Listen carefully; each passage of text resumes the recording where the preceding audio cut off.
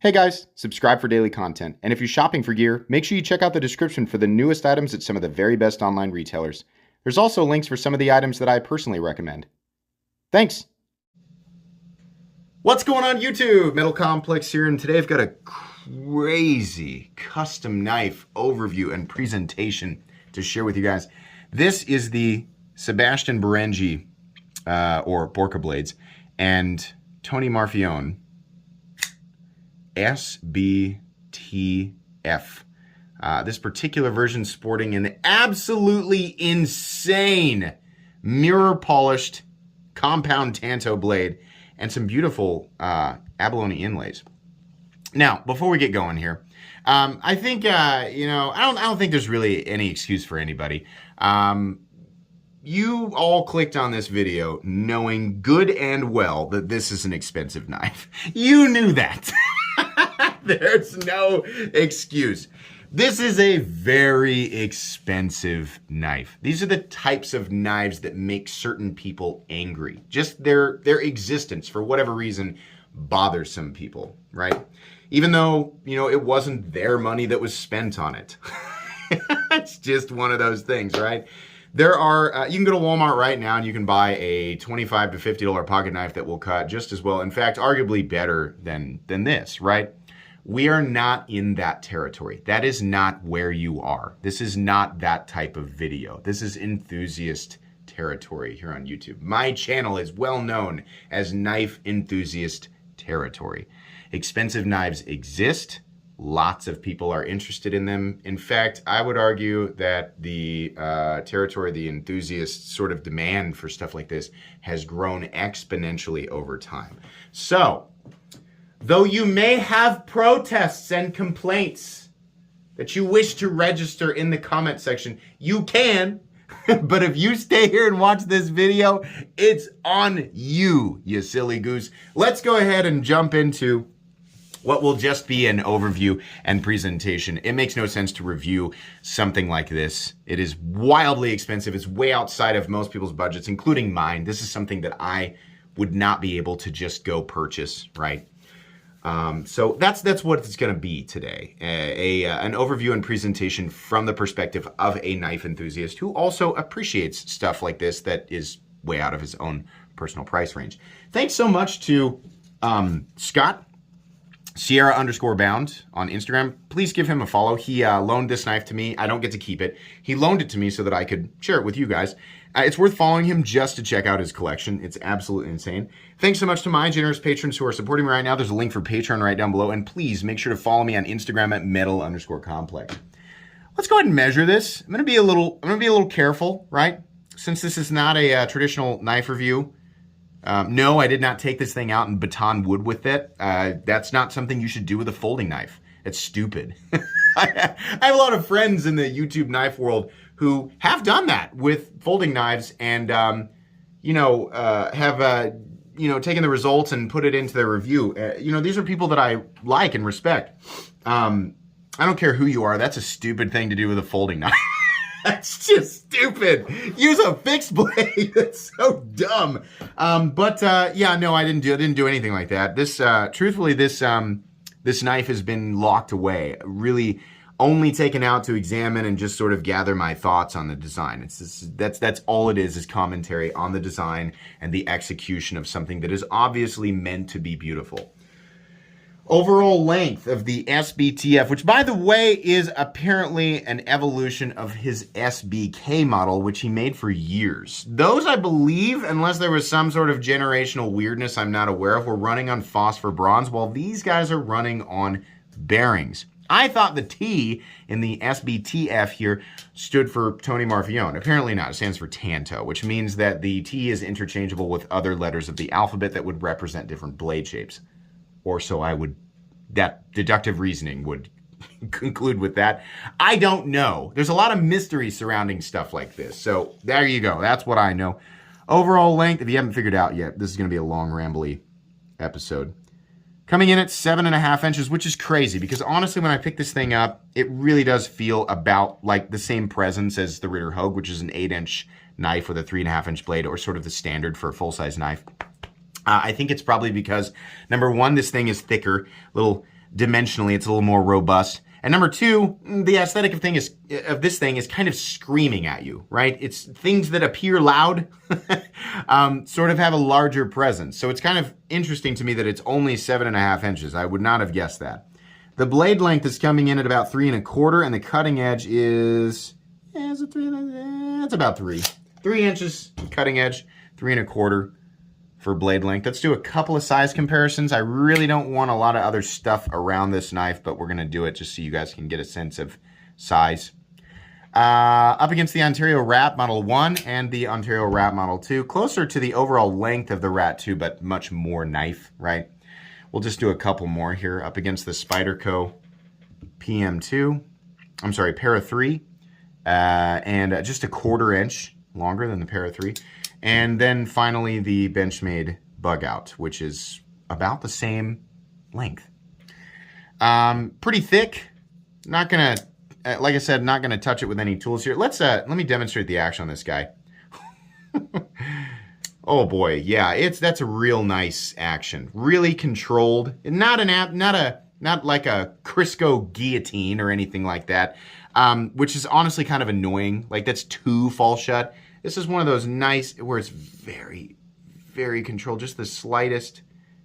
There we go. Yeah, that's real good. Real nice. Kind of surprised me. I've handled some older Marfione customs, and I was not super impressed with the action. This is wonderful. So, very different from older variants of this knife, SBK variants, I guess, that are running on phosphor bronze, which I honestly have never handled. But anyways, easy disengagement thanks to some massive cutouts here, some nice big scallops on the frame and lock side. Very easy to actuate the thumb studs, actually. I'll give you another example here. I'm trying to keep my fingers off of that mirror polished edge. You can also very easily do the reverse flick because the detent is tuned nicely and the positioning of those thumb studs is very good. Blade, probably 165 thousandths, perhaps even thicker than that. Let's put it up here real quick. Sorry, I'm gonna have to move some stuff. Get out a couple of knives that have similar blade stock thicknesses. We'll get out an XM18 and an XM24 from Hinder Knives. So the 24 over here on the right at 185 thousandths or so, and then the XM18 on the left at 165. It looks very, very close to the, sorry, let's move the big boy here. It looks very close to the Hinder XM18, but perhaps just a little bit thicker. I think it's probably about 165 thousandths, which tracks because that's a blade stock thickness. There it is up again. You can judge this for yourself. I'm just not going to touch it with my tools, sorry. It's very, you know, Sebastian Berengi / Tony Marfione, their folders, those are blade stock thicknesses that they are always, you know, it's very common to see that there. Thickness of the scales and everything up against the Spyderco Para 3, it is definitely thicker, but you get some nice contouring, which really helps it feel really good in hand, right? Now, you know, while it's hard to imagine people buying these things and actually using them, believe it or not, that is more often the case than you would imagine, right? Usually comments like that come from people who have never bought anything like this and can't comprehend using it, right? That's why we get comments like that. But however, people who actually do spend money on this stuff, whether or not Scott uses this or plans to, I have no idea. But some people do and some people don't, but there are a lot more people who actually buy things like these and use them than anybody would ever guess. So for people who are interested, ergonomically, yeah, this thing is pretty nice. There's no specific lock-in area because it's just this one continuous, it's got sort of an hourglass shape, right? But the scales are contoured. And it's roomy enough easily to accommodate for a 4-finger grip. In fact, you can kind of choke back on it a little bit if you want to. And then the pocket clip, which is not this big, long, crazy, aggressive thing. It's just sort of an hourglass shape in and of itself, and it's also contoured, right? So, yeah, pretty comfortable. Very smooth and slippery surface, though. So if you actually are going to go out and pick one of these up and take it out and use it, not a lot stopping you from running your finger up on the blade, right? Not a lot really locking you in except for just how hard you're squeezing it. So just be aware of that. Let's see. Hardware. Again, not going to touch it with my tools. We're looking at a T25 for the pivot and probably a T10 for the scale screws. Just judging off of my other, Microtech folders, really my stitch here, which is, here, we'll get it out. The Microtech stitch, which is a, you can see there's the logo, the Borka Blades logo. We're also looking at T25, and then I believe we're looking at the same size. Looks like it's exactly the same size. I'll check it on the stitch. No problem. I believe those are T10. We'll take a look here. It doesn't really matter. I mean, the point is we're using large size fasteners, and there's not a lot of them on the SBTF. So it should be pretty easy to take apart. Oh, I'm wrong. Those are actually T8. In any case, my thing is always, T8 or more is preferable. It's less likely you're going to strip them, and you really don't want to strip screws like this on a knife like this. I'm sure you can get more screws, yeah, it's just better if you can take it apart easily and not have to screw around with, a stripped head or something like that. So there you go. Let's go ahead and, sorry, I'm going to be probably aggressively wiping this thing off throughout the entire video. The only cloth that is going to touch this thing is the cloth that Scott sent with it, which is always right off camera, going right back into the pouch.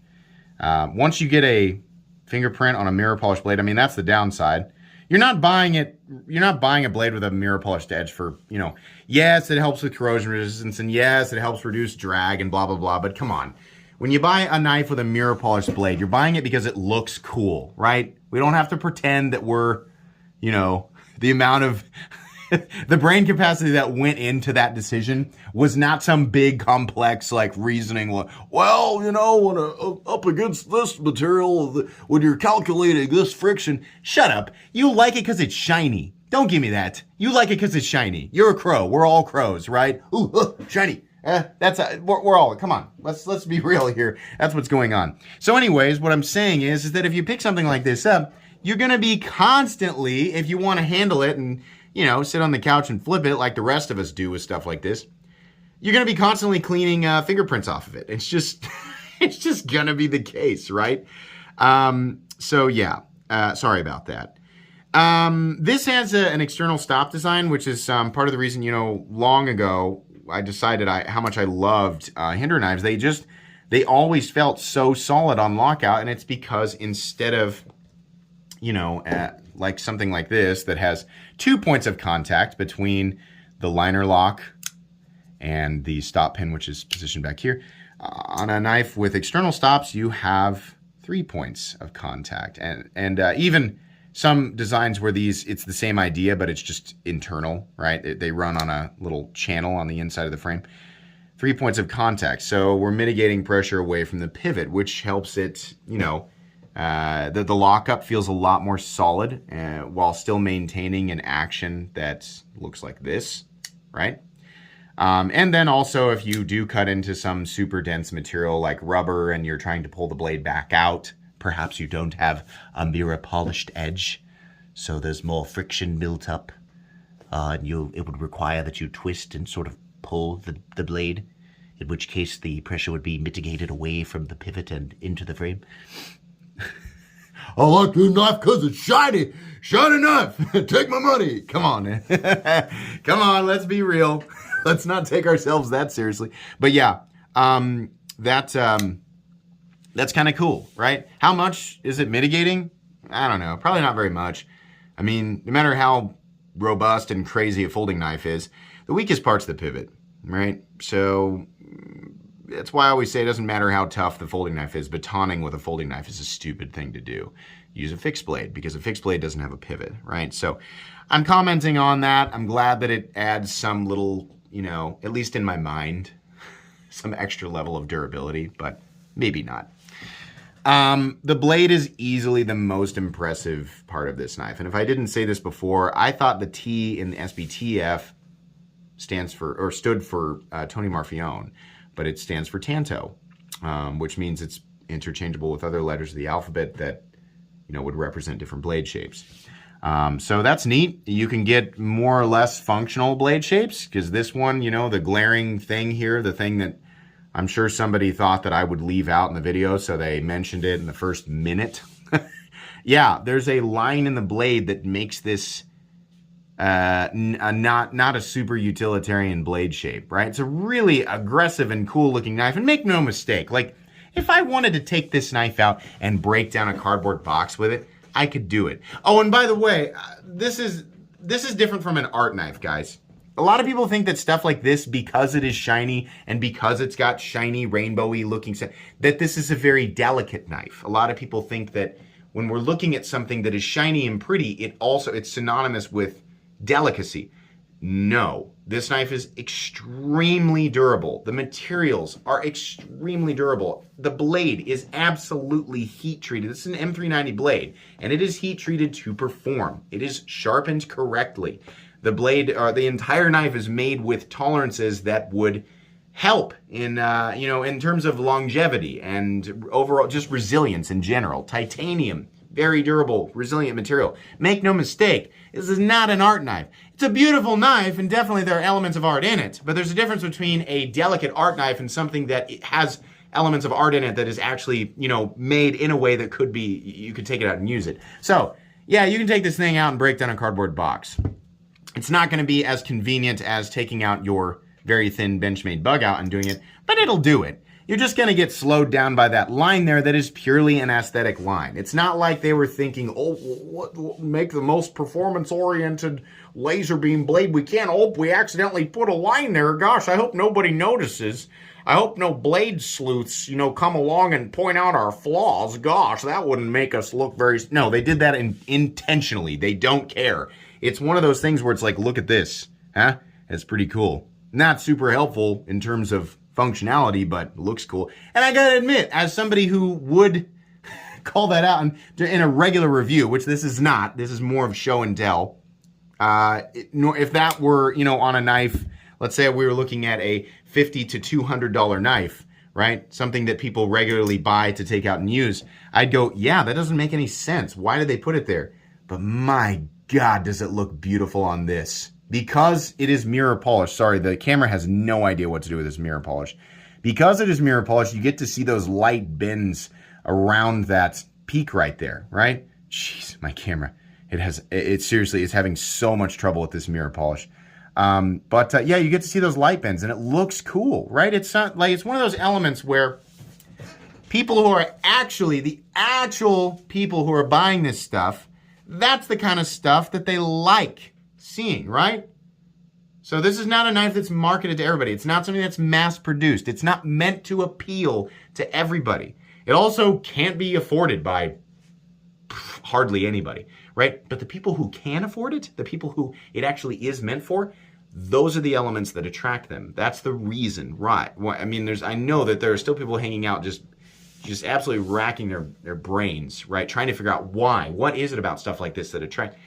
Little tiny elements like that, little tiny details that don't necessarily make sense in the realm of utility, but it's a small detail that you're not getting on anything else. It's sort of just a exclusivity thing. Again, it doesn't matter if it assists in utility.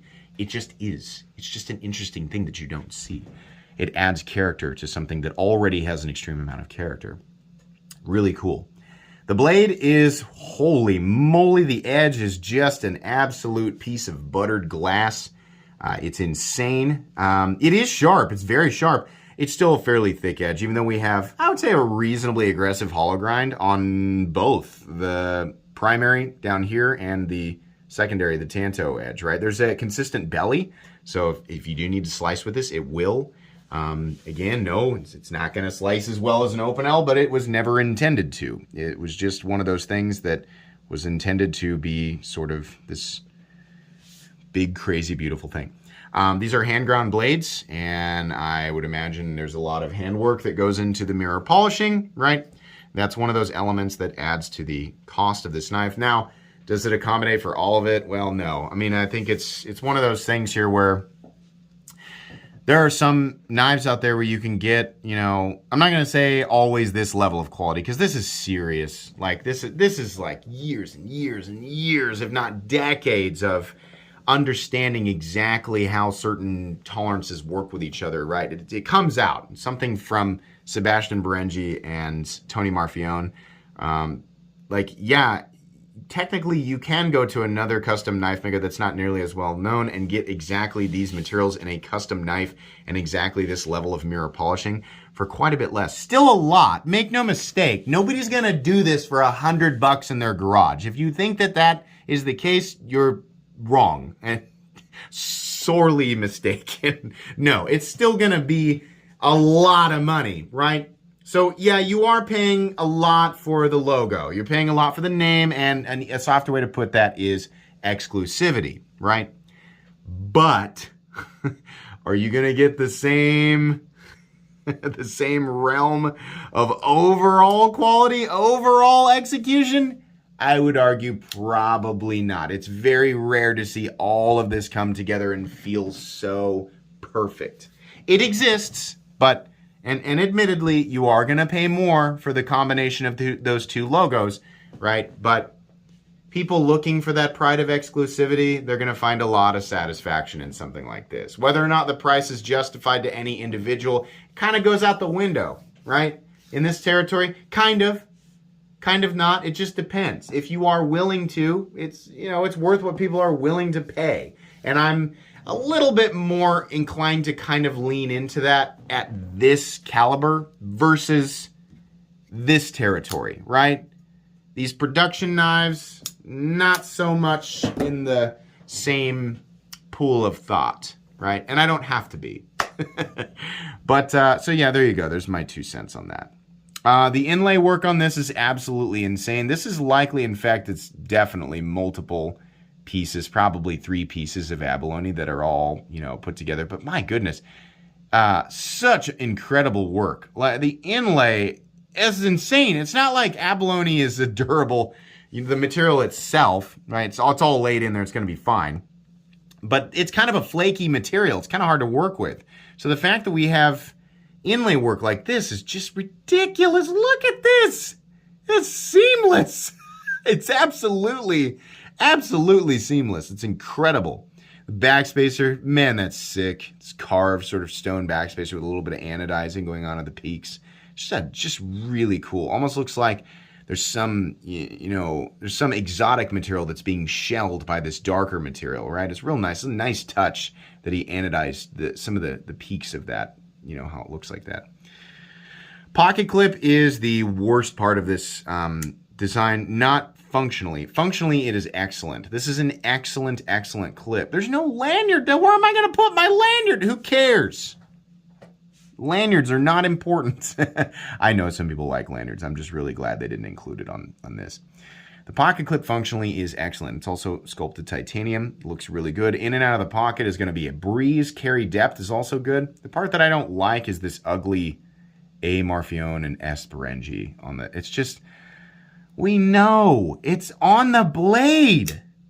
You put this huge freaking crest on the blade. We know, like the people, anybody who buys this, right? Part of the reason I'm not disclosing price is because this is Scott's knife and it's not really super important. It's also because you can go look up the price pretty easily yourself and you'll find out that there's a massive range. Like massive. It goes from really expensive to unbelievably expensive. That's the range with these knives, right? It is what it is. Anybody who's going to spend that much money is going to know, and it also comes with all of this stuff, the COA and everything like that. Why did you need to put this on the... It sucks. If you want to put let's say they wanted to do this logo again and put that on, like, fine, right? Fine. But this is too much, right? Why doesn't it have a lock bar insert for that much money? It should have a lock bar insert. Listen, the lock bar inserts are not like that's a mark of luxury. Oh, I see it has a lock bar insert. You must have paid a pretty penny for that. The lock bar insert, that doesn't cost hardly anything. The whole reason for a lock bar insert, right? If you think that way, sorry to burst your bubble, but that's not like a mark of luxury. That's nothing. The lock bar insert, all that is a way for, the people who manufacture the knife, the people who made the knife, It's an easier means of maintenance. If the lock bar geometry is not exactly right, or if that lock bar somehow manages to wear all the way over, they can pop that chip out and replace it with one that will work better. That's all it is, right? A carbonized titanium lock face, which is almost undoubtedly what this is, will have nearly the same longevity. I mean, we're talking about, you know, a lifetime versus a lifetime and a half, you know? And that's assuming you're gonna flip it multiple times every single day. So I do not care. I've always said this on the channel, I do not care if it has a lock bar insert. What I do care about is frame locks that do not have over travel stops. I care more about the built-in over travel stop nature of stuff like this, where underneath the chip actually extends past the lock bar and lips onto the frame so that the lock bar cannot be, let me move this guy. The lock bar cannot be overextended. On Hinder knives, there are two of them. One is the lock bar insert and one is the actual LBS disc. Would have been real nice to include the LBS disc on this guy. It's funny because I believe the Stitch has a Hinder LBS on it. Now, we are looking at a very, very stiff sculpted titanium clip. So I'm going to tell you guys right now, it would take an incredible amount of force to actually overextend this lock bar because of the position of the clip, which is very intentionally halfway on the frame and halfway on the lock bar. Now that's great. I'm glad that that's there. Still would have preferred a, you know, kind of a dedicated over travel stop on this guy, but real nice. Real nice setup. You know, if you're gonna, as far as like, a lot of times when we're looking at custom knives, the more expensive they are, the more absolutely insane they are. And people always say, oh, the custom knives just look like gas station knives to me. Yeah, you got that backwards, dude. Gas station knives look like custom knives. There's a reason that gas station knives are so bright and colorful and insane. It's because they are attempting to mimic the, you know, a lot of the consistent qualities that we see in very expensive knives. And they're trying to attract people who don't know better. So it is not that custom knives look like gas station knives. It's just that you probably personally see more gas station knives than custom knives, and you're getting it backwards. That's why. It's not an opinion. That's factually why gas station knives look like that. It is just a, you know, cheap slap together thing that's meant to mimic something that's actually great. That's what it is. Now, the nice thing is that you don't have to get the big, bright, colorful mirror polish stuff. They make more, you know, sort of, they make more of that version of it if that's what you need in your life. Anyways, what was I saying? Okay, now I remember what I was going to say. I started to say, a lot of times when we're looking at crazy, expensive custom knives, they tend to get more and more and more ridiculous, less and less and less practical, because that part of the knife matters less and less and less to the actual people who they're intended for, right? The actual target audience. It's kind of nice to see, in this case, a pretty, I mean, outside of that line in the blade. But again, remember, this is not the only blade that you can get on this knife. It's nice to kind of see a more practical, a more reasonable profile, right? I mean, this is definitely, like, if they made, let's say, I'm sure you can imagine with me, let's say they go the same route that they did with this guy, right? We have the SOCOM, is this the Bravo? The Bravo or the Delta, I'm pretty sure it's the Bravo. I just can never remember.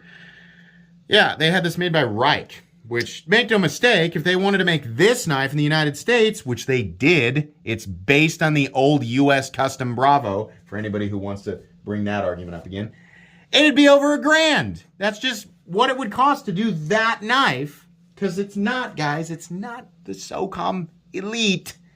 This is a different knife with much more work in it. It would cost a lot more money. But let's say they decided to do a version of this that was made by Reich. It was simpler, maybe not a mirror polish, right? Not the crazy compound grinds, not the exotic inlay material, right? And they made this, and they made a $300 version of this. Well, it would actually be a pretty practical knife, assuming that they make the grind a little bit thinner. But yeah, I mean, the lines here, the general lines would, you know, would make this a pretty utilitarian blade and a pretty compact, you know, carry object. But it is not, and it likely never will be. We will probably never see a SBTF a production SBTF. I just very much doubt that. So this remains something that is exclusive to anybody who can actually buy it. And I'll say this, as somebody who has handled a lot of custom knives, a lot. There's a playlist. It's just called Custom Knives. Well, it's custom in mid-tech. I've had a lot of expensive knives. And I've had a lot of inexpensive knives and everything in between. Yeah, for people who are, you know, in some way looking to crown their custom knife collection, this is one of those that has all the elements. It's not just exotic materials. It's not just, you know, beautiful mirror polishing or real shiny this or that, right? There's nothing about this knife that is trying to distract you from poor workmanship. It has all of that. It's real flashy. And then you look behind the curtains and, hey, it's legit. It's made really well. The one thing about these knives is you're gonna pay extra for that right there, whether you like it or not. No mistake. This is still you know, a lot of people think that when I say that, it means that this is a knife that should cost maybe a few $100 and they want a few thousand for it. No, this is a knife that is still absolutely worth a few thousand and they just want an extra $1,000. You know, it's just that's honestly what I think. That's legitimately what I think. So, you know, no, something like this cannot be made in the United States for less than a few thousand. It's just true, right?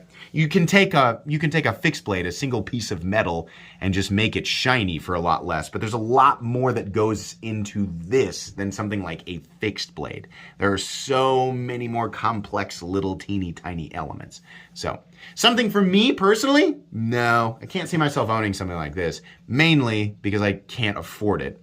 But it is very cool. It's very, very cool.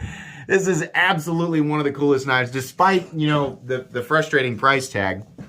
It's absolutely one of the coolest knives I've ever shown on my channel, and it's one of my favorite knives I've ever handled. I'm definitely going to throw this in my favorite knives of all time playlist. Not as if I'm recommending it for any utilitarian reason. I've said that 8 times in this video. It seems like I'm going overkill, but you'd just be surprised how many people aggressively ignore that. They just power right through the logic of that and just go ahead and assume that I mean, yeah, you should pick this up and it's a totally utilitarian knife. No, it's not what this is. It is one of my favorite knives from an enthusiast perspective. I'm also going to put it in my custom knives playlist, but you know, it is what it is. It's a freaking crazy expensive custom knife that is very beautiful and very well made. Scott, thank you so much for sharing this with me. This was an absolute blast. I love talking about stuff like this, obviously, because we're going, what are we at? Half an hour at this point. So yeah, make sure you guys follow Scott. Put that over my own there for a second. Follow Sierra_bound on Instagram. Make sure you follow me on Instagram at metal_complex. If you enjoyed this video, leave a like. If you'd like to check out my other content, I do, of course, have lots of videos of knives that are either expensive or inexpensive that I do or don't like, so check those out. And if you enjoy all my content, go ahead and click on that Metal Complex logo right there and subscribe because there's definitely more coming. Thanks again for watching, everybody, and have a great day.